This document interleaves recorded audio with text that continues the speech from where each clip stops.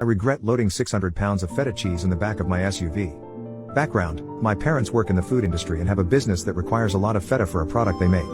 In order to get the cheese I have to drive 40 minutes into New Jersey to get to the only distributor of this particular feta cheese in the tri-state area.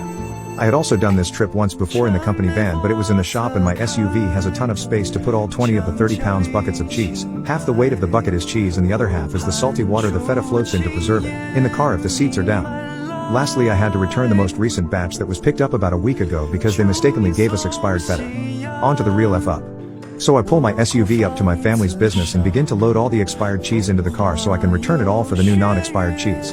I have just enough space to put 18 of the 20 buckets in the trunk with the seats down, but the last 2 didn't fit on the floor of the trunk, so I decided to stack the last 2 to fit the whole batch in. They seemed pretty secure because they were locked into place when they were stacked, so I didn't think much of it. Everything is going well for the first 10 minutes of the drive, so I'm feeling good and I'm making good time. But then the tifu happens.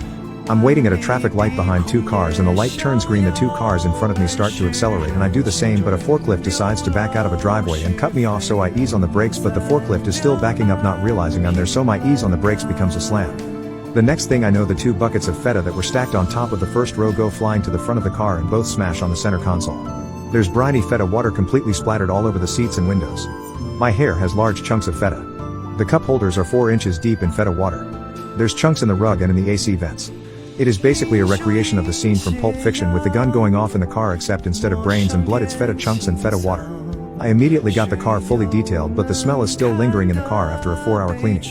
I try to get it cleaned the next week and the smell is still so horrible. Imagine spilt milk and rotten cheese combo. Both cleanings do nothing for the smell. I bring it back to the dealer and I find out that the car is basically totaled because on top of the smell the wires are compromised from the salty feta water that got all over them. So now I'm stuck without a car and I can never look at feta the same again.